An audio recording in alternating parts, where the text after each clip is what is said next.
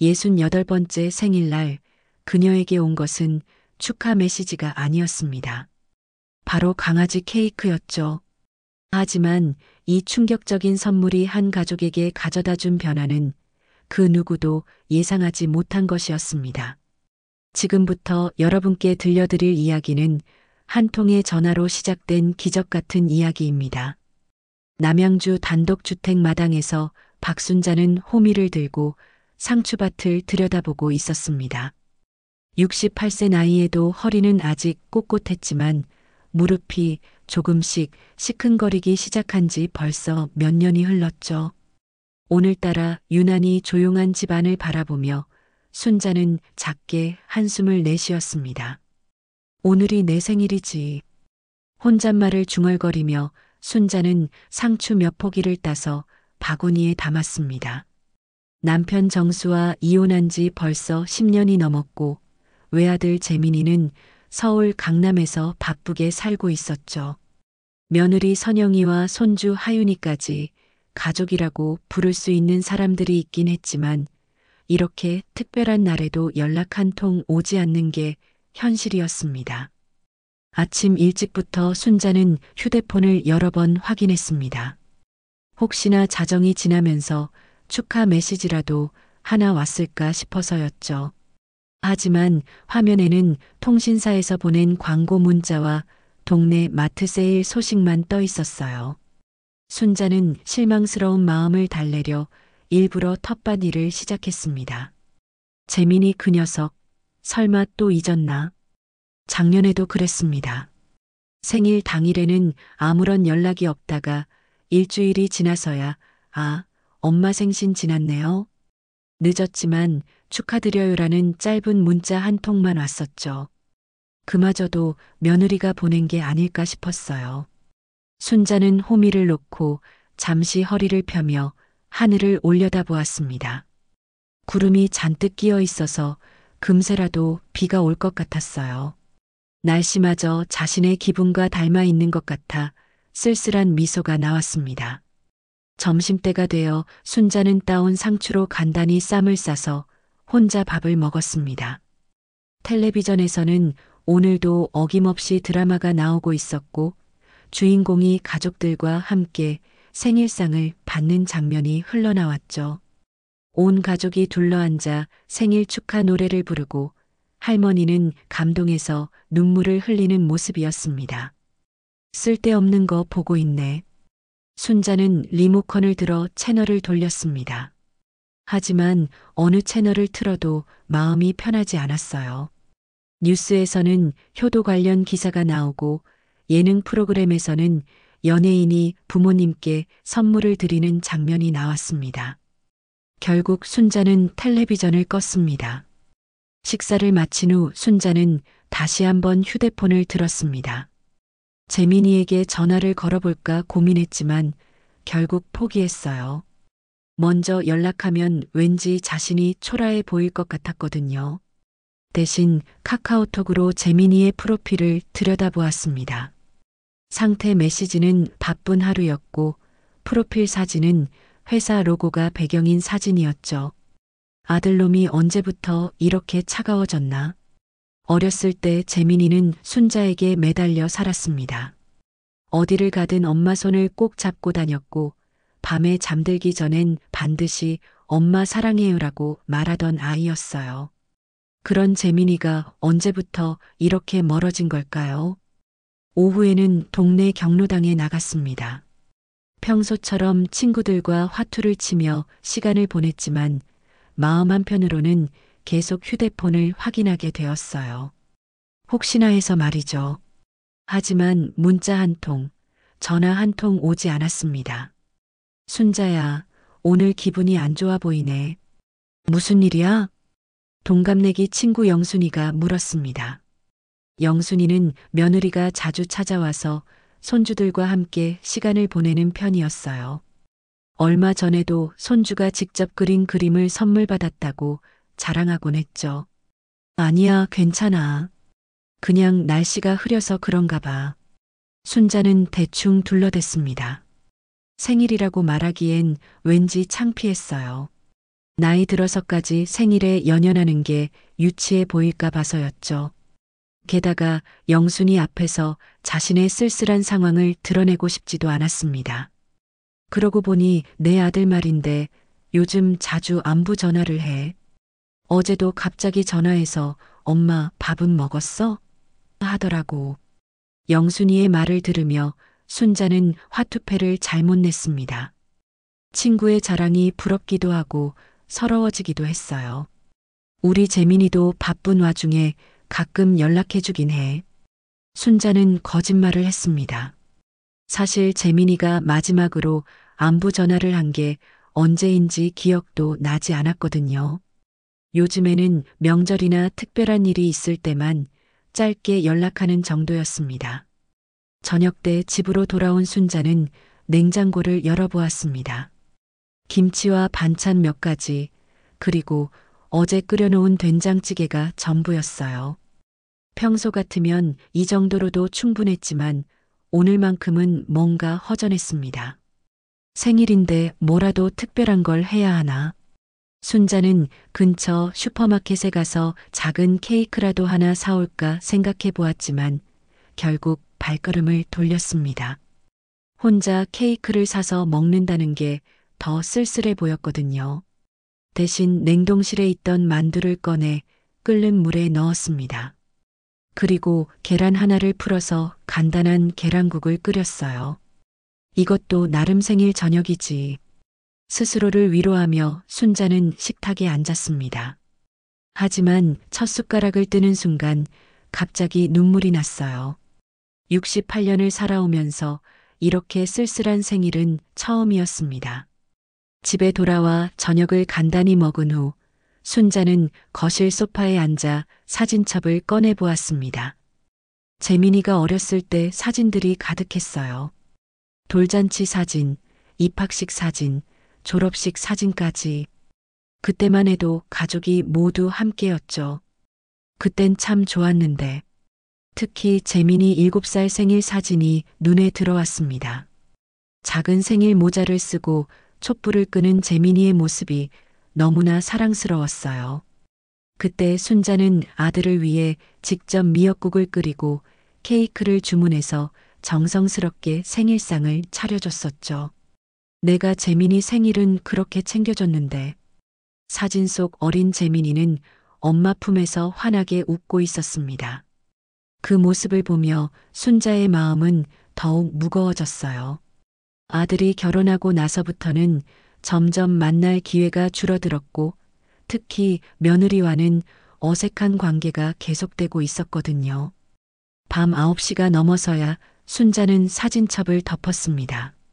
오늘 하루가 이렇게 조용히 지나가는 게 맞는 건지 가끔은 확신이 서지 않았어요. 다른 사람들은 생일을 어떻게 보내는지 나이 들어서도 생일을 챙기는 게 당연한 건지 말이죠. 그래도 건강하게 또 한 해를 보냈으니 감사해야지. 순자는 스스로를 달래며 침실로 향했습니다. 내일이면 또 평범한 하루가 시작될 테니까요. 하지만 마음 깊숙한 곳에서는 작은 기대 하나가 꺼지지 않고 있었습니다. 혹시나 내일이라도 아들에게서 연락이 올지도 모른다는 그런 희망 말이에요. 침대에 누워서도 순자는 잠이 오지 않았습니다. 천장을 바라보며 이런저런 생각에 잠겼어요. 나이가 들수록 생일이 무거워지는 건 왜일까요? 젊을 때는 한 살 더 먹는 게 기쁘기만 했는데 이제는 또 하나의 외로운 날이 늘어나는 것 같았습니다. 다음 날 오후 순자는 텃밭에서 고추를 따고 있었습니다. 어제의 쓸쓸한 생일이 아직도 마음에 남아 있었지만 그래도 일상은 계속되어야 했어요. 빨갛게 익은 고추들을 하나씩 따면서 복잡한 마음을 달래고 있었습니다. 이렇게 혼자 늙어가는 게 내 팔자인가 보다. 순자는 한숨을 쉬며 혼잣말을 했습니다. 그때 갑자기 대문 앞에서 차 소리가 들렸어요. 평소 같으면 택배 정도려니 했겠지만 오늘은 왠지 다른 느낌이었습니다. 고개를 들어보니 깔끔한 회색 승용차 한 대가 서 있었어요. 차에서 내리는 사람을 보고 순자는 깜짝 놀랐습니다. 며느리 선영이었거든요. 선영은 뒷좌석에서 하얀 박스를 조심스럽게 꺼내고 있었습니다. 순자는 급히 손에 묻은 흙을 털고 앞치마를 정리했어요. 며느리가 예고 없이 오다니 정말 예상치 못한 일이었습니다. 선영아, 갑자기 웬일이야? 순자가 대문으로 다가가며 물었습니다. 선영은 평소와 다름없이 단정한 모습이었지만 손에 든 박스가 눈에 띄었어요. 안녕하세요, 어머니. 선영의 목소리는 여전히 조금 딱딱했습니다. 하지만 평소보다는 부드러운 느낌이 있었어요. 어머니 생신이시죠? 재민 씨는 일 있어서 못 오고 저라도 들렀어요. 선영이 하얀 박스를 내밀며 말했습니다. 순자는 순간 말문이 막혔어요. 정말 예상하지 못한 일이었거든요. 며느리가 자신의 생일을 기억하고 있었다는 것도 놀라웠고 직접 찾아온 것도 감동적이었습니다. 아이고, 이런 걸 왜? 돈만 들었을 텐데. 순자는 떨리는 목소리로 말했습니다. 사실 마음속으로는 정말 기뻤어요. 어제 혼자 지낸 쓸쓸한 생일이 갑자기 따뜻해지는 것 같았습니다. 괜찮아요. 어머니 생신인데 이 정도는 해야죠. 선영은 박스를 순자의 손에 건네주었습니다. 생각보다 무게감이 있었어요. 근사한 박스 포장지에는 고급스러운 케이크 브랜드 로고가 찍혀 있었습니다. 일단 집 안으로 들어와. 서서 뭘 하니? 순자는 선영을 집 안으로 안내했습니다. 거실에 앉은 선영을 보니 왠지 어색했어요. 평소에는 명절이나 특별한 일이 있을 때만 왔는데 이렇게 갑자기 오는 건 처음이었거든요. 재민이는 정말 바쁜가 봐? 네, 요즘 프로젝트가 중요한 시기라서요. 야근도 많이 하고. 선영이 대답했습니다. 순자는 조금 서운했지만 그래도 며느리라도 와준 게 어디냐 싶었어요. 박스 열어보세요. 어머니 취향에 맞을지 모르겠지만 순자는 조심스럽게 박스를 열어보았습니다. 그 안에는 정말 예쁜 케이크가 들어 있었어요. 겉은 고구마 가루와 하얀 생크림이 부드럽게 발라져 있고 가장자리에는 싱싱한 딸기들이 예쁘게 장식되어 있었습니다. 정말 예쁘네. 이런 케이크는 처음 봐. 순자는 진심으로 감탄했습니다. 동네 빵집에서 파는 케이크와는 차원이 다른 고급스러운 모습이었어요. 그래도 며느리가 와줬네. 나를 기억은 했구나. 순자는 속으로 생각했습니다. 비록 아들은 오지 않았지만 며느리가 이렇게 신경을 써준 것만으로도 충분히 감동적이었어요. 차라도 한 잔 줄까?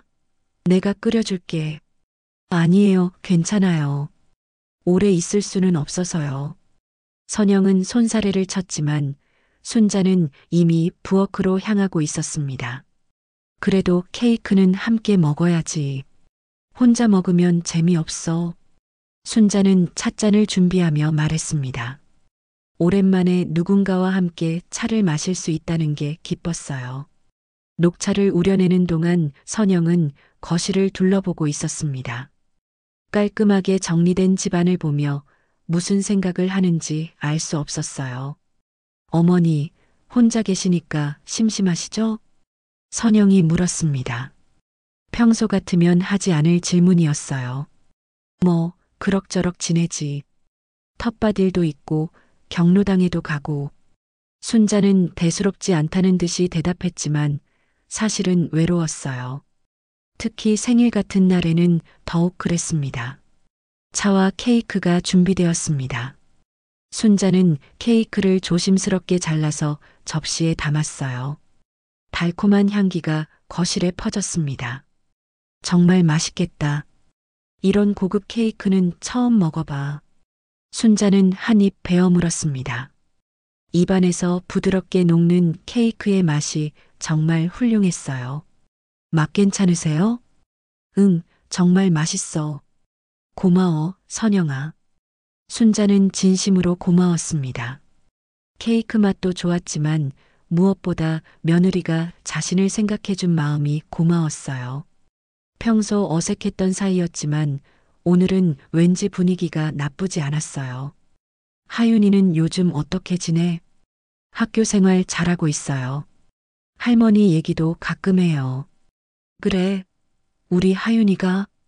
순자는 손주 이야기를 들으니 더욱 기뻤습니다. 그런데 그때 갑자기 선영의 휴대폰이 울렸습니다. 선영은 화면을 보더니 표정이 급해졌어요. 여보세요? 선영이 전화를 받더니 목소리가 조금 다급해졌습니다. 네, 지금 가고 있어요. 아, 벌써 그 시간이에요? 전화를 끊은 선영은 미안한 표정을 지었습니다.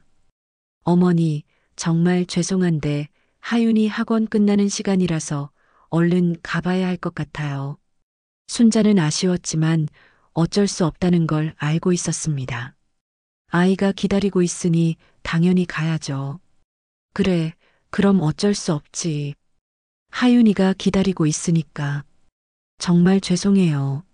다음에는 꼭 오래 있다가 갈게요. 선영은 서둘러 가방을 챙기며 일어났습니다. 케이크는 냉장고에 넣어두시고 조금씩 드세요. 너무 많이 드시면 안 좋아요. 알겠어. 조심해서 가. 순자는 현관까지 나가서 선영을 배웅했습니다. 차가 멀어져 가는 모습을 보면서 마음이 복잡했어요. 기쁘기도 하고 아쉽기도 했습니다. 혼자 남은 순자는 거실로 돌아와 남은 케이크를 바라보았습니다. 비록 짧은 시간이었지만 며느리와 함께 보낸 시간이 소중했어요. 그래도 날 잊지는 않았구나. 순자는 케이크 한 조각을 더 떼어내어 천천히 먹었습니다. 어제의 쓸쓸함이 많이 달래지는 것 같았어요. 며느리가 직접 사온 케이크라서 그런지 더욱 달콤하게 느껴졌습니다. 순자는 케이크를 냉장고에 조심스럽게 넣어두었습니다.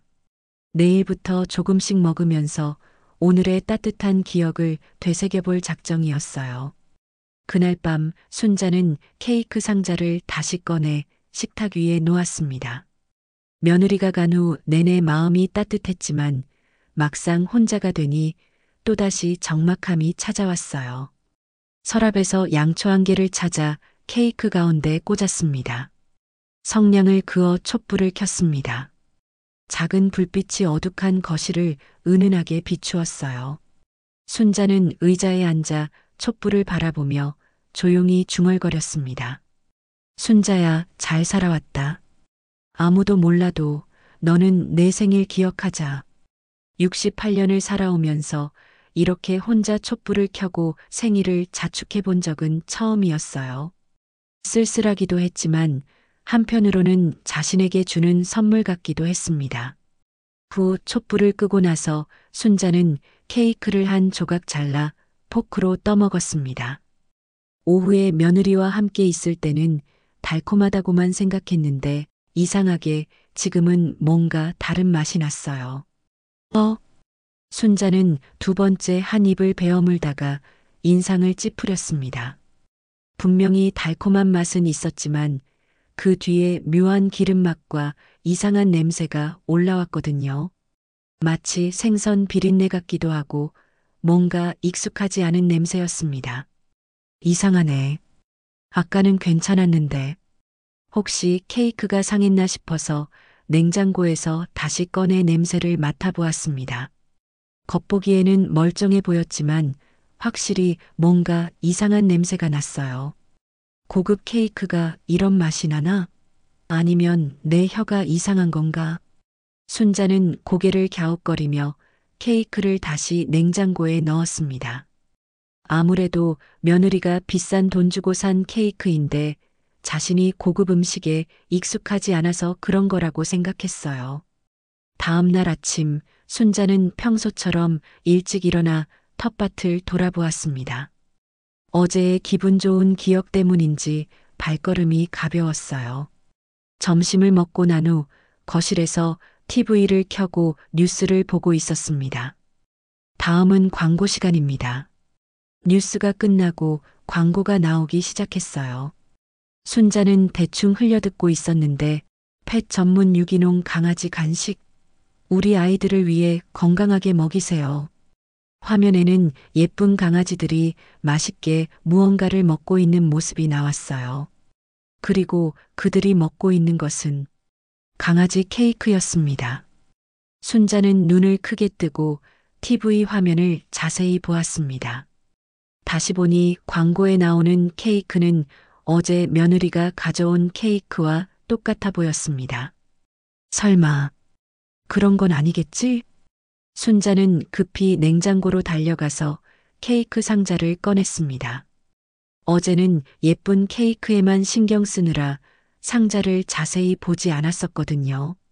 상자를 뒤집어 보니 영문으로 된 글씨들이 빼곡히 적혀 있었습니다. 순자는 영어를 잘 몰랐지만 그 중에서도 유독 눈에 띄는 단어가 있었어요. DOG, ORGANIC, PT, 그리고 상자 한쪽 모서리에는 작은 강아지 그림이 그려져 있었습니다. 꼬리를 흔들며 혀를 내밀고 있는 귀여운 강아지 그림이었어요. 순자는 다리에 힘이 빠져 주저앉았습니다.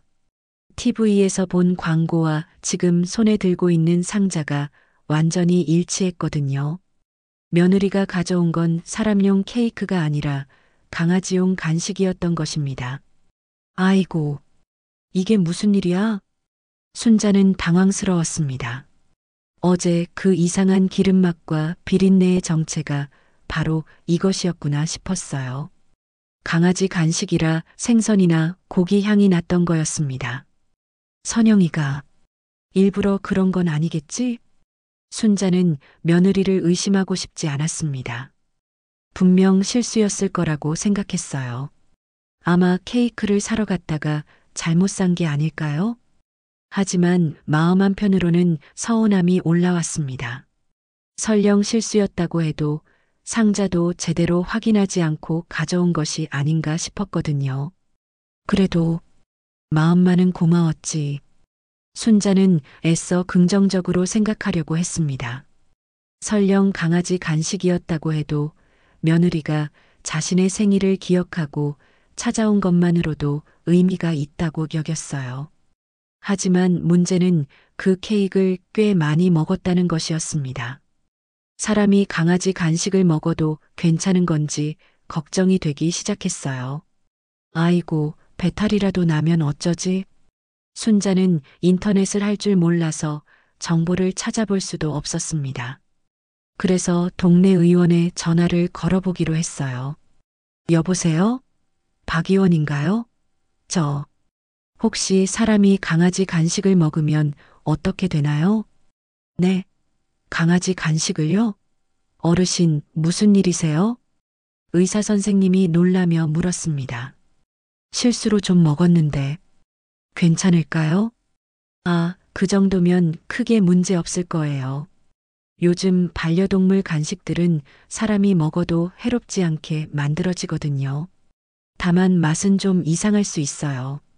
의사의 말을 듣고 순자는 조금 안심이 되었습니다. 그럼 배탈 같은 건 안 나나요?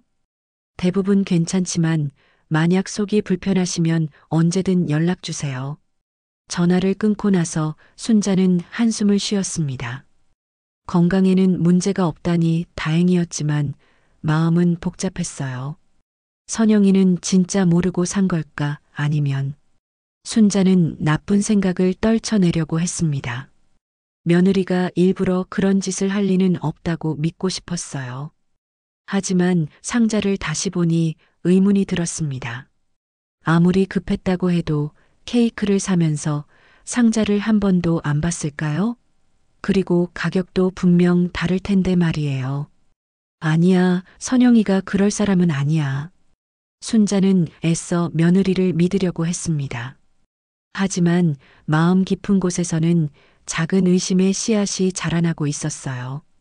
그날 저녁 순자는 남은 케이크를 어떻게 할지 고민했습니다. 버리기에는 아깝고 그렇다고 계속 먹을 수도 없었거든요. 결국 뒷마당에 살고 있는 동네 길고양이에게 주기로 했습니다. 어차피 동물용 간식이니까 고양이가 먹어도 괜찮을 거라고 생각했어요. 야옹이야, 이거 먹어봐.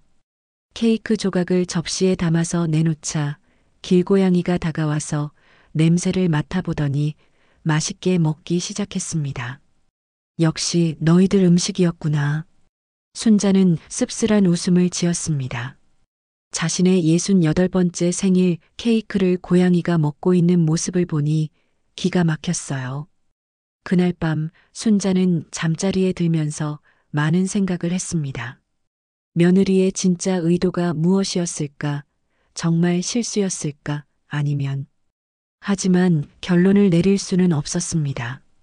다만 한 가지 확실한 건 앞으로는 더욱 조심해야겠다는 것이었어요. 다음 날 아침 순자는 밤새 뒤척이다가 겨우 잠든 탓에 머리가 무겁게 일어났습니다. 어젯밤 발견한 강아지 케이크 상자가 계속 머릿속을 맴돌았어요. 정말 실수였을까? 아니면 다른 이유가 있었을까 하는 의문이 떠나지 않았습니다. 아직도 믿기지 않네. 순자는 케이크 상자를 다시 자세히 살펴보았습니다. 분명히 강아지 그림과 영문 글씨들이 선명하게 보였어요. 어떻게 이런 실수가 생길 수 있는지 도저히 이해가 안 되었습니다. 순자는 용기를 내어 며느리에게 전화를 걸어보기로 했습니다. 혹시나 해서 말이에요. 정말 실수였다면 선영이도 당황스러워 할 테니까요. 여보세요? 벨소리가 몇 번 울렸지만 받지 않았습니다. 음성사서함으로 넘어가는 멘트가 나왔어요. 선영이가 바쁜가 보네. 순자는 다시 한번 전화를 걸어보았습니다. 하지만 역시 받지 않았어요. 세 번째 전화도 마찬가지였습니다. 왜 전화를 안 받지? 순자는 불안해지기 시작했습니다. 평소에도 선영이가 전화를 잘 받지 않긴 했지만 오늘은 왠지 다른 느낌이었어요. 점심때가 되어서야 순자의 휴대폰에 문자 하나가 왔습니다. 선영이에게서였어요. 어머님, 지금 일하는 중이라서요. 그리고 죄송해요. 집에 강아지 케이크랑 바뀌었나 봐요. 조만간 찾아뵐게요. 순자는 문자를 여러 번 다시 읽어보았습니다. 단 한 줄뿐인 짧은 문자였어요. 사과의 말은 있었지만 왠지 성의가 없어 보였습니다. 바뀌었다고? 그럼 정말 실수였구나. 순자는 일단 안심이 되었습니다. 며느리가 일부러 그런 게 아니라는 걸 확인했으니까요. 하지만 동시에 서운함도 밀려왔어요. 그래도 전화로 직접 사과하지. 문자 한 줄로 끝? 순자는 며느리의 태도가 아쉬웠습니다. 아무리 실수였다고 해도 시어머니에게 강아지 간식을 드린 일인데 이렇게 간단히 넘어가도 되는 걸까요? 그날 오후 순자는 아들 재민이에게도 연락해 보기로 했습니다. 아마 선영이가 이야기했을 테니까 재민이도 알고 있을 거라고 생각했어요. 여보세요? 재민이의 전화도 음성사서함으로 넘어갔습니다. 평소 같으면 바쁘다고 생각했겠지만 오늘은 왠지 일부러 피하는 것 같았어요. 재민아, 엄마야. 시간 날 때 전화 좀 해줘. 순자는 음성사서함에 짧은 메시지를 남겼습니다. 하지만 하루가 지나도 이틀이 지나도 재민이에게서는 연락이 오지 않았어요. 선영이도 마찬가지였습니다. 조만간 찾아뵐게요라고 했던 약속도 지켜지지 않았어요. 일주일이 지나자 순자는 참을 수 없어서 손주 하윤이에게 전화를 걸어보았습니다. 아이라도 목소리를 들을 수 있을까 했거든요. 여보세요? 하윤이의 목소리가 들렸습니다. 하윤아, 할머니야. 아, 할머니. 하윤이는 반가워했지만 곧 뭔가 조심스러운 목소리로 바뀌었어요. 할머니, 잠깐만요. 아이가 누군가와 이야기하는 소리가 들렸습니다. 그러더니 갑자기 전화가 끊어졌어요. 왜 갑자기? 순자는 다시 전화를 걸어보았지만 이번에는 아예 받지 않았습니다. 뭔가 이상해. 순자는 점점 불안해졌습니다. 왜 갑자기 모든 가족들이 연락을 피하는 걸까요? 단순한 실수였다면 이렇게까지 할 이유가 없는데 말이에요. 며칠 더 지나자 순자는 동네 친구 영순이에게 하소연을 했습니다. 영순아, 요즘 우리 며느리가 이상해. 왜? 무슨 일이야? 생일 때 케이크를 가져왔는데 알고 보니 강아지 간식이었어. 뭐라고? 강아지 간식? 영순이가 깜짝 놀랐습니다. 실수라고 문자는 왔는데 그 후로 연락이 안 돼. 재민이도 하윤이도 마찬가지고. 그거 참 이상하네. 실수였으면 더 미안해해야 하는 거 아닌가? 영순이의 말을 들으니 순자의 의심이 더욱 커졌습니다. 혹시 일부러 그런 건 아닐까? 설마 그럴까? 아무리 그래도 그 정도야? 하지만 영순이도 확신하지는 못하는 것 같았어요.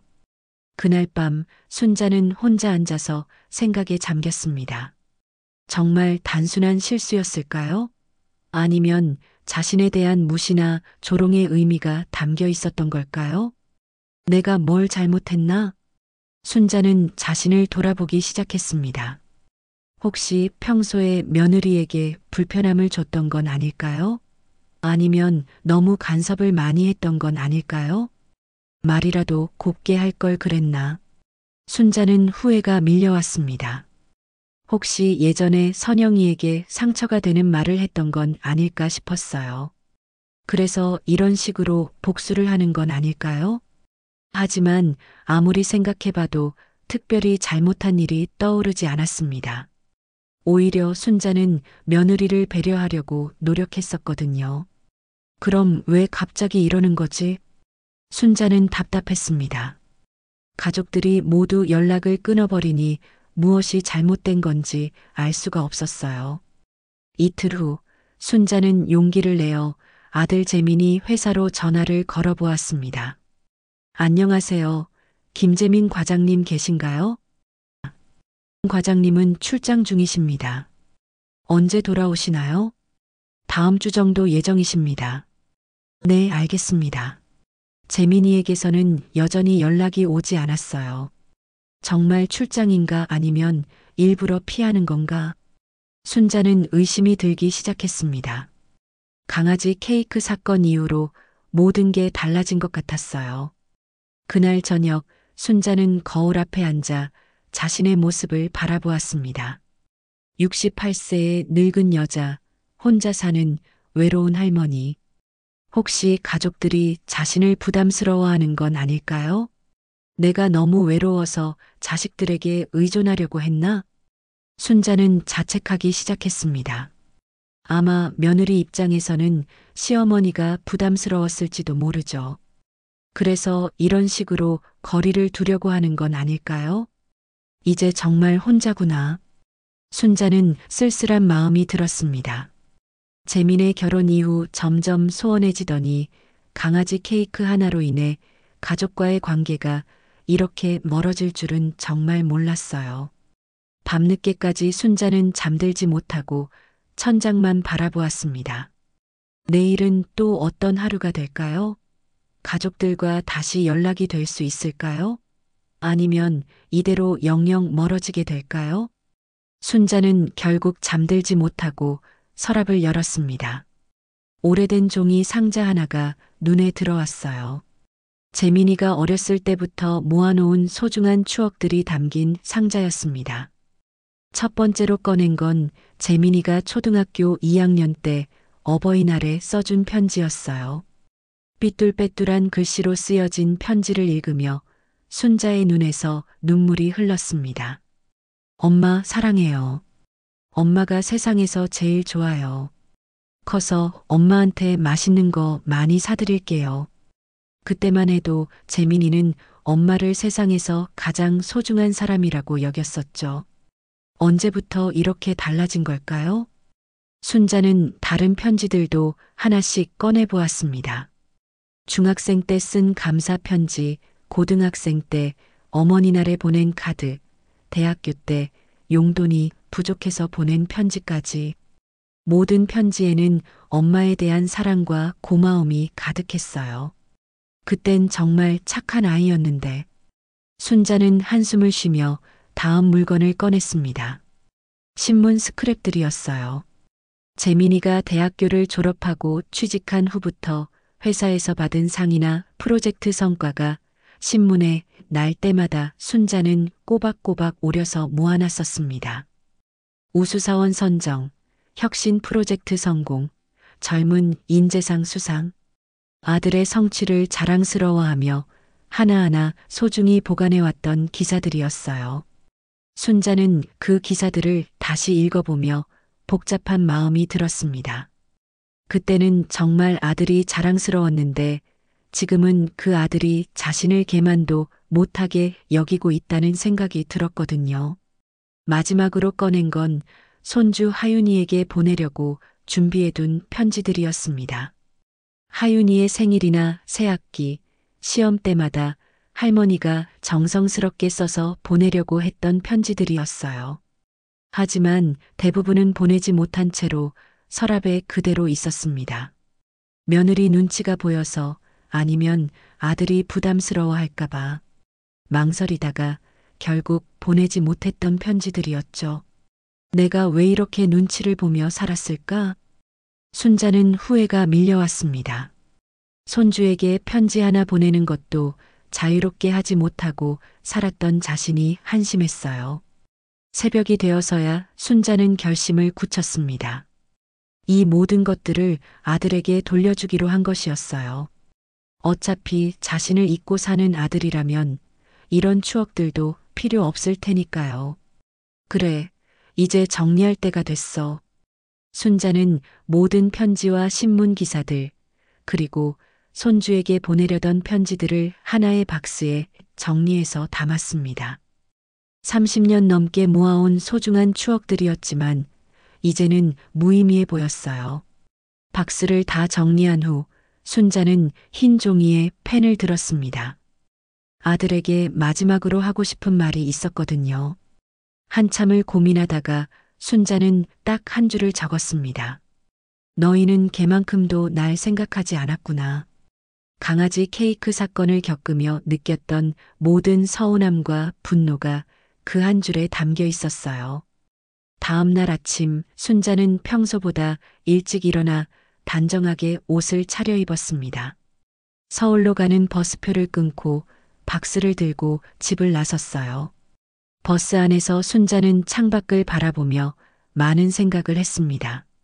정말 이렇게 하는 게 맞는 걸까요? 하지만 더 이상 참을 수가 없었어요.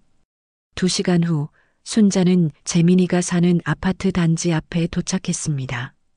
고급스러운 아파트 단지였어요. 평소 같으면 아들이 이런 좋은 곳에 산다는 게 자랑스러웠을 텐데 오늘은 왠지 더 멀게만 느껴졌습니다. 순자는 아파트로 올라가지 않았습니다. 대신 경비실로 향했어요. 안녕하세요. 어르신. 무슨 일이세요? 경비원이 친절하게 인사했습니다. 백오동 1205호에 사는 김재민 씨 아시죠? 네, 압니다. 제가 그 집 어머님인데요. 이 박스 좀 전해주실 수 있을까요? 순자는 박스를 경비원에게 건네주었습니다. 직접 올라가시면 되는데. 괜찮아요. 그냥 이렇게 전해주세요. 경비원은 조금 이상하다는 표정이었지만 박스를 받아주었습니다. 그럼 연락처라도. 필요 없어요. 그냥 전해주시기만 하면 돼요. 순자는 경비실을 나와 아파트 단지를 한 바퀴 돌아보았습니다. 아들과 며느리, 손주가 살고 있는 곳이었지만 자신에게는 너무나 낯선 공간이었어요. 벤치에 앉아 잠시 휴식을 취하면서 순자는 아파트 창문들을 바라보았습니다. 저 중 어느 창문이 아들의 집일까요? 지금 그들은 무엇을 하고 있을까요? 아마 나 때문에 불편해하겠지. 순자는 쓴웃음을 지었습니다. 자신이 사라지면 아들 가족은 더 평안해질 거라고 생각했어요. 오후 늦게 순자는 다시 버스를 타고 남양주로 돌아왔습니다.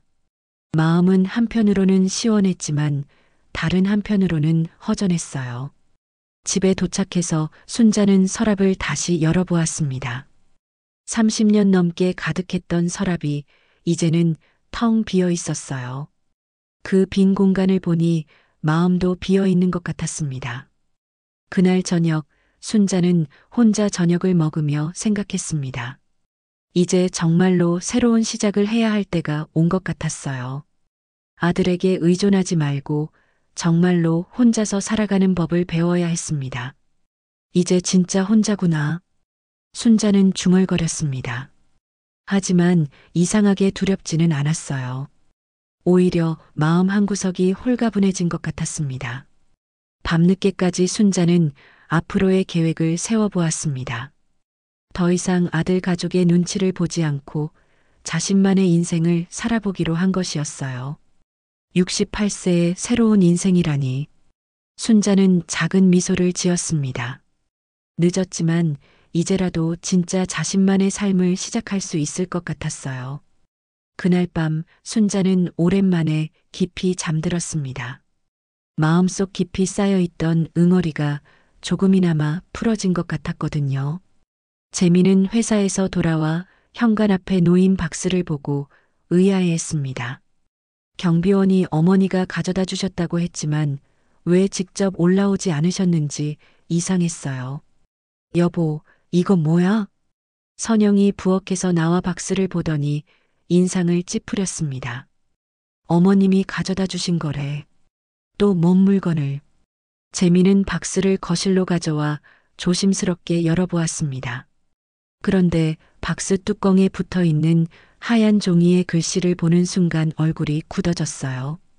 너희는 걔만큼도 날 생각하지 않았구나. 이게 뭐야? 선영이 재민의 어깨 너머로 쪽지를 보더니 혀를 찼습니다. 어머님이 감정 과하신 거예요. 케이크 하나 가지고 이렇게까지 하실 일인가? 하지만 재민은 말이 나오지 않았습니다. 그 한 줄의 글씨에서 어머니의 깊은 상처와 분노가 느껴졌거든요. 박스 안에는 여러 가지 물건들이 들어 있었습니다. 재미는 하나씩 꺼내보기 시작했어요. 첫 번째로 나온 건 자신이 어렸을 때 쓴 편지들이었습니다. 누렇게 바랜 종이에 삐뚤빼뚤한 글씨로 쓰여진 어버이날 편지들이었어요. 이런 걸 아직도 갖고 계셨구나. 재미는 초등학교 2학년 때 자신이 쓴 편지를 펼쳐보았습니다. 엄마 사랑해요. 엄마는 세상에서 제일 좋은 엄마예요. 저 때문에 아프지 마세요. 어린 시절의 순수했던 마음이 그대로 담겨 있었습니다. 재미는 목이 메어왔어요. 감상에 젖을 시간에 애한테 밥이나 차려줘요. 선영의 말에 재미는 편지를 다시 박스에 넣었습니다. 하지만 마음이 편하지 않았어요. 저녁 시간 가족들이 식탁에 앉아 저녁을 먹고 있을 때였습니다. 11살 하윤이가 갑자기 아빠를 바라보며 조용히 물었어요. 아빠, 할머니가 걔보다 못한 사람이야? 뭐? 재미는 깜짝 놀라며 딸을 바라봤습니다. 아까 상자에서 그런 쪽지 봤어. 할머니가 우리가 걔만큼도 안 생각한다고 썼잖아. 선영이 황급히 끼어들었습니다. 하윤아, 어른들 일에 끼어들지 마. 하지만 할머니가 왜 그렇게 속상해하는지 모르겠어요. 할머니가 나쁜 사람인가요? 하윤의 순진한 질문에 재미는 대답할 말을 찾지 못했습니다. 딸의 맑은 눈을 보니 더욱 죄책감이 들었어요. 할머니는 나쁜 사람이 아니야. 그럼 왜 안 만나요? 예전에는 가끔 집에 오셨는데. 그건 재미는 말끝을 흐렸습니다. 사실 언제부터인가 어머니와의 만남을 부담스러워했던 게 사실이었거든요. 하윤아, 빨리 먹어. 학원 가야지. 선영이 화제를 돌리려고 했지만 하윤은 여전히 궁금해했어요. 나 할머니 보고 싶어요. 언제 할머니 집에 갈 거예요? 나중에. 재미는 애매하게 대답했습니다. 그날 밤 선영과 하윤이 잠든 후 재미는 혼자 거실로 나와 박스를 다시 열어보았습니다. 이번에는 천천히 하나하나 자세히 살펴보기로 했어요. 편지들을 다시 읽어보니 어린 시절의 기억들이 되살아났습니다. 아버지와 이혼하신 후 어머니가 혼자서 자신을 키우느라 얼마나 고생하셨는지 떠올랐어요. 엄마, 빨리 크고 싶어요. 크면 엄마 도와드릴게요. 중학생 때 쓴 편지에는 이런 글이 있었습니다. 그때는 정말로 어머니를 도와드리고 싶었었죠. 다음으로 꺼낸 건 신문 스크랩들이었습니다. 자신이 회사에서 상을 받거나 프로젝트를 성공시킬 때마다 어머니가 신문을 오려서 모아놓으신 것들이었어요. 이런 걸 다 모아두셨구나. 재미는 놀랐습니다. 자신도 기억하지 못하는 작은 기사들까지 어머니는 소중히 보관하고 계셨던 거예요. 2019년 우수사원상 기사, 2021년 혁신 프로젝트 성공 기사, 2023년 젊은 인재상 수상 기사. 어머니의 자랑스러운 마음이 고스란히 느껴졌습니다. 마지막으로 나온 건 하윤이에게 보내려던 편지들이었습니다. 생일 편지, 새학기 응원 편지, 시험 격려 편지. 모두 정성스럽게 쓰여진 편지들이었지만 대부분은 실제로 보내지지 않은 것들이었어요. 사랑하는 우리 하윤이에게. 할머니가 너를 얼마나 사랑하는지 알고 있니? 할머니는 매일 내 생각을 해. 편지를 읽으며 재미는 가슴이 아팠습니다. 어머니가 손주를 얼마나 사랑하시는지, 그리고 자신들 때문에 그 마음을 제대로 표현하지 못하셨다는 것을 깨달았거든요. 내가 언제부터 이렇게 됐지? 재미는 자신을 돌아보기 시작했습니다. 언제부터 어머니를 부담스러워하게 됐을까요? 언제부터 어머니의 전화를 피하게 됐을까요? 결혼 초기에는 그래도 자주 찾아뵈었었습니다. 하지만 아이가 생기고 일이 바빠지면서 점점 소원해졌어요. 특히 선영이 어머니를 부담스러워하기 시작하면서부터는 더욱 거리를 두게 됐습니다. 케이크 사건도 정말 실수였을까? 재미는 문득 의심이 들었습니다. 선영이 정말 모르고 강아지 케이크를 들고 간 걸까요? 상자를 보면 분명히 알 수 있을 텐데 말이에요. 하지만 그 생각을 하니 더욱 마음이 무거워졌습니다. 설령 실수였다고 해도 그 후의 대응이 너무 냉정했던 것 같았어요. 재미는 휴대폰을 꺼내 어머니께 걸려온 부재중 전화 목록을 확인해 보았습니다. 지난 한 달 동안만 해도 15통이나 되었어요. 하지만 자신은 한 번도 받지 않았습니다. 내가 너무했구나. 재미는 뒤늦게 후회가 밀려왔습니다. 어머니가 얼마나 외로우셨을까요? 얼마나 서운하셨을까요? 박스 맨 아래에는 오래된 사진 한 장이 있었습니다. 재민이 대학교 졸업식 때 어머니와 함께 찍은 사진이었어요. 그때 어머니는 정말 행복해 보이셨습니다. 그땐 내가 어머니의 자랑이었는데. 재미는 사진을 바라보며 눈물이 났습니다. 언제부터 어머니에게 이렇게 냉정해진 걸까요? 새벽이 되어서야 재미는 모든 물건들을 다시 박스에 정리했습니다. 하지만 마음은 정리되지 않았어요. 내일 어머니께 전화드려야지. 재미는 다짐했습니다. 더 이상 미룰 수 없었어요. 어머니의 그 한 줄 메시지가 자신의 마음을 완전히 바꿔놓았습니다. 하지만 과연 어머니가 자신의 전화를 받아주실까요? 이미 너무 늦은 건 아닐까요? 재미는 잠들지 못하고 새벽까지 고민에 빠져 있었습니다. 박스를 보낸 지 일주일이 지났지만 순자에게는 여전히 아무런 연락이 오지 않았습니다. 오히려 더욱 조용해진 것 같았어요. 이제 정말 끝인가 보네. 순자는 체념한 듯 중얼거리며 텃밭으로 향했습니다. 며칠 전부터 내린 비 때문에 밭일을 제대로 못했거든요. 하늘은 여전히 먹구름으로 가득했지만 마음의 정리를 위해서라도 일을 하고 싶었어요. 텃밭에 도착한 순자는 배추밭을 바라봤습니다. 올해 유독 잘 자란 배추들이 빗물을 머금고 싱그럽게 자라고 있었어요. 혼자 먹기엔 너무 많구나.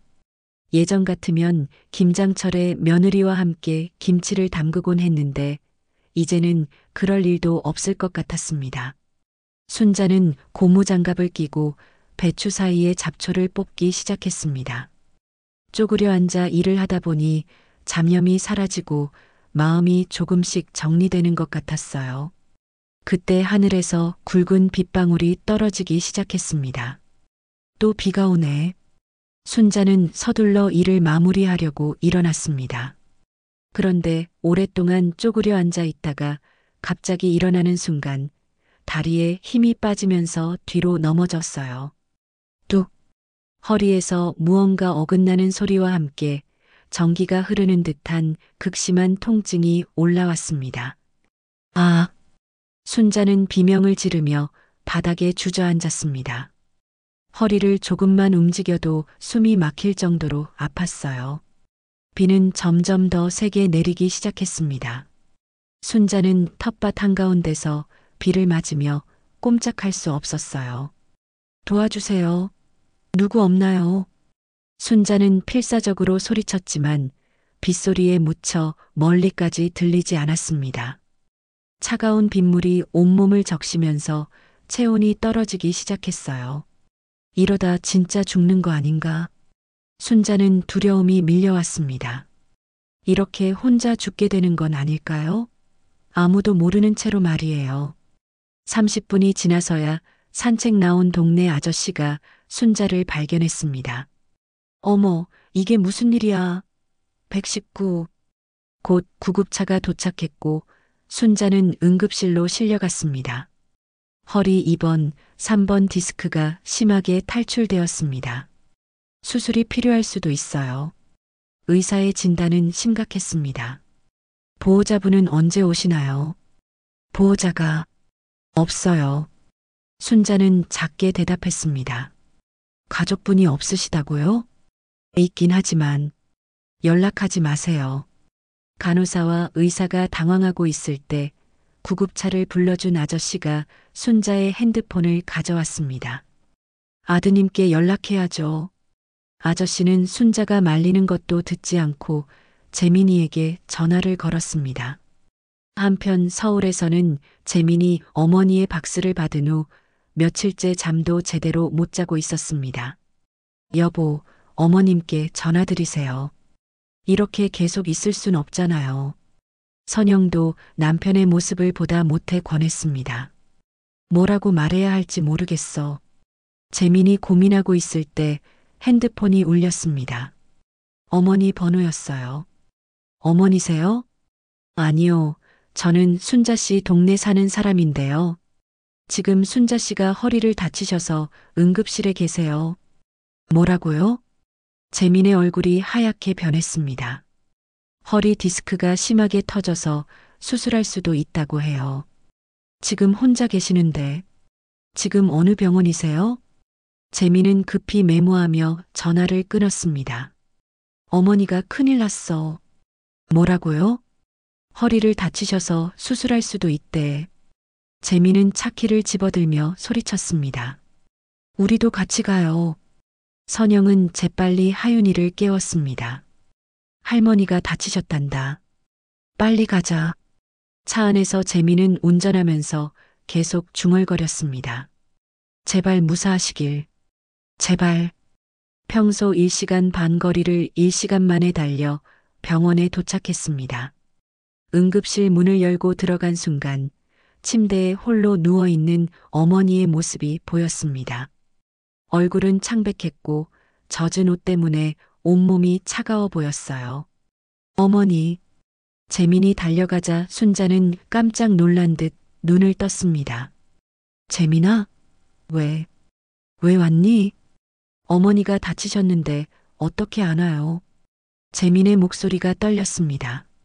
할머니. 하윤이가 침대 옆으로 달려와 조심스럽게 할머니 손을 잡았습니다. 할머니, 생일 다시 해요. 이번엔 내가 촉할게요. 그 순간 순자의 눈에서 눈물이 주르르 흘러내렸습니다. 어머님, 정말 죄송합니다. 선영도 진심 어린 목소리로 사과했습니다. 다시 기회를 주세요. 저희가 정말 잘못했어요. 재민은 어머니의 차가운 손을 꼭 잡으며 간절히 말했습니다. 순자는 아들의 얼굴을 바라보았습니다. 그 얼굴에는 미안함, 죄책감, 그리고 늦은 사랑이 가득했어요. 그래, 늦은 밥이 더 맛있을 수도 있지. 순자는 힘없이 미소를 지으며 말했습니다. 근데 다음엔 너무 늦지 말아라. 네, 어머니. 다시는 이런 일 없을 거예요. 재민은 어머니 손에 입맞춤을 하며 눈물을 흘렸습니다. 그날 밤 가족들은 모두 병원에서 밤을 새웠습니다. 다행히 수술이 아닌 시술로 치료 가능하다는 의사의 말에 모두 안도의 한숨을 쉬었어요. 이제야 진짜 가족이 된 것 같네. 순자는 아들 가족이 돌아가며 자신을 돌보는 모습을 보며 마음이 따뜻해졌습니다. 1년이 흘렀습니다. 순자는 아침 일찍 일어나 거울 앞에 섰습니다. 오늘은 자신의 69번째 생일이었어요. 작년 이맘때를 생각하니 감회가 새로웠습니다. 벌써 1년이 지났구나. 순자는 허리를 조심스럽게 움직여 보았습니다. 다행히 꾸준한 치료와 운동 덕분에 많이 좋아졌어요. 무엇보다 가족들의 정성스러운 돌봄이 큰 힘이 되었습니다. 지난 1년 동안 많은 것이 바뀌었습니다. 재민이는 매주 토요일마다 어머니를 찾아왔고 선영이도 자주 안부 전화를 드렸어요. 하윤이는 방학 때마다 할머니 집에서 며칠씩 머물렀습니다. 오전 10시쯤 현관벨이 울렸습니다. 어머니, 저희예요. 재민이의 목소리가 들렸어요. 순자는 서둘러 문을 열었습니다. 어머니, 생일 축하드려요. 재민과 선영이 두 손 가득 짐을 들고 나타났습니다. 뒤따라 하윤이도 뛰어들어왔어요. 할머니, 생일 축하해요. 하윤이는 할머니를 꼭 안아주었습니다. 얘들아, 고맙다. 그런데 이게 다 뭐야? 순자는 아들 가족이 들고 온 큰 가방들을 보며 놀랐습니다. 오늘은 제대로 된 생일상을 차려드리려고요. 선영이 환하게 웃으며 말했습니다. 할머니, 이번엔 정말 사람 케이크예요. 하윤이가 케이크 상자를 들고 자랑스럽게 말했습니다. 사람 케이크? 네, 제가 직접 골랐어요. 개 거 아니고 사람이 먹는 거라고 아저씨가 확인해 줬어요. 하윤이의 말에 모두가 웃음을 터뜨렸습니다. 작년의 그 사건을 이제는 웃으면서 이야기할 수 있게 되었어요. 재민과 선영이는 부엌에서 요리를 시작했습니다. 순자가 좋아하는 음식들을 미리 준비해 온 것도 있고 집에서 직접 만들 것도 있었어요. 어머니는 그냥 앉아 계세요. 오늘은 저희가 다 할게요. 그래도 내가 도와야지. 안 돼요. 오늘은 어머님이 주인공이에요. 선영이 단호하게 말하며 순자를 거실로 모셨습니다. 하윤이는 할머니 옆에 앉아서 학교 이야기를 들려주었습니다. 할머니, 저 이번에 그림 그리기 대회에서 상 받았어요. 정말? 우리 하윤이가? 네. 할머니 그려서 낸 거예요. 하윤이는 가방에서 상장을 꺼내 보여주었습니다. 가족사랑 그림 대회 우수상이라고 적혀 있었어요. 그림도 가져왔어요. 보실래요? 하윤이가 펼쳐 보인 그림에는 텃밭에서 일하는 할머니와 그 옆에서 도와주는 자신의 모습이 그려져 있었습니다. 할머니와 손주가 함께 웃고 있는 따뜻한 그림이었어요. 아이고, 우리 하윤이가 이렇게 잘 그렸네. 순자는 감동받아 눈물이 날 뻔했습니다. 할머니, 우시면 안 돼요. 오늘은 기쁜 날이에요. 하윤이가 할머니 눈가의 눈물을 닦아주었습니다. 1시간 후 식탁에는 정성스러운 생일상이 차려졌습니다. 순자가 좋아하는 북어국, 나물무침, 생선구이, 그리고 재민이 직접 만든 잡채까지. 모든 음식이 정성으로 가득했어요. 어머니, 생일상 준비됐어요. 재민이 자랑스럽게 말했습니다. 순자는 식탁을 바라보며 감탄했습니다. 작년에 초라했던 혼자만의 생일과는 완전히 달랐어요. 이렇게 차려줘서 고맙다. 당연한 거예요, 어머니. 선영이 진심으로 말했습니다. 가족들이 모두 식탁에 앉자 하윤이가 케이크를 가져왔습니다. 초콜릿 케이크에 사랑하는 할머니 생일 축하합니다라고 예쁘게 쓰여 있었어요. 이번엔 제가 초를 켤게요. 하윤이가 69개의 초를 하나하나 정성스럽게 켰습니다. 이건 정말 사람 케이크예요. 걔 거 아니고요. 하윤이의 말에 또다시 모두가 웃었습니다. 촛불이 모두 켜지자 가족들이 함께 생일 축하 노래를 불렀습니다. 생일 축하합니다. 생일 축하합니다. 사랑하는 할머니의 생일 축하합니다. 순자는 촛불을 바라보며 소원을 빌었습니다. 작년과는 완전히 다른 소원이었어요. 혼자가 되고 싶다는 소원이 아니라 가족과 함께하는 시간이 더 많아지기를 바라는 소원이었습니다. 후, 순자가 촛불을 끄자 모두가 박수를 쳤습니다. 어머니, 뭘 비셨어요? 재민이 궁금해하며 물었습니다. 비밀이야. 말하면 안 이루어진다잖아. 순자는 장난스럽게 웃었습니다. 케이크를 나눠 먹으며 가족들은 각자 지난 1년을 돌아보았습니다. 선영이 감회 깊게 말했습니다. 그때는 정말 죄송했어요, 어머니. 제가 너무 철없었어요. 이제 다 지난 일이야. 오히려 그 일이 있어서 우리가 더 가까워진 것 같아. 순자는 며느리의 손을 꼭 잡아주었습니다. 할머니, 내년 생일에도 우리가 올 거예요. 하윤이가 밝게 말했습니다. 그래, 내년에도 모두 함께 하자. 재민의 눈에 눈물이 맺혔습니다. 지난 1년 동안 어머니와 많은 시간을 보내면서 얼마나 소중한 분인지 새삼 깨달았거든요. 어머니, 정말 죄송했어요. 저도 그동안 너무 바쁘다는 핑계로. 괜찮아. 사람은 가끔 실수하고 가족은 그걸 용서하니까 가족이지. 순자는 아들의 어깨를 토닥여 주었습니다. 오후에는 모두 함께 텃밭에 나갔습니다. 하윤이는 할머니 옆에서 상추를 따며 즐거워했어요. 할머니, 이 상추 정말 맛있어요. 그래, 할머니가 정성스럽게 키운 거니까.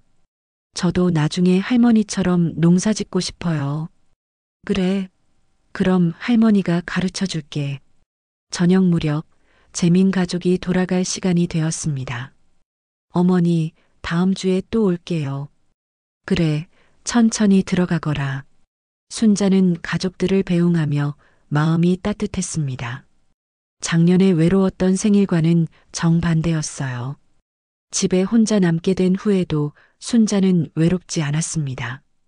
다음 주면 또 가족들이 올 거라는 기대감이 있었거든요. 그날 밤 순자는 침대에 누워 천장을 바라보며 생각했습니다. 강아지 케이크도 나쁘지 않았네. 만약 그 일이 없었다면 지금의 행복도 없었을 거라는 생각이 들었어요. 때로는 상처가 더 큰 사랑을 가져다 주는 법이니까요. 순자는 평온한 마음으로 잠에 들었습니다. 내년 생일이 벌써부터 기다려졌어요. 강아지 케이크 하나가 이 가족에게 가져다 준 변화 어떠셨나요? 바쁜 일상 속에서 우리가 놓치고 있는 소중한 사람들이 있지는 않을까요? 오늘 집에 가시면 가족에게 안부 한마디 건네보세요. 그 작은 관심이 누군가에게는 세상에서 가장 달콤한 선물이 될 수도 있으니까요. 이 영상이 즐거우셨다면 좋아요 부탁드리고 여러분의 가족 이야기도 댓글로 들려주세요. 더 많은 감동 실화가 궁금하시다면 구독도 잊지 마세요.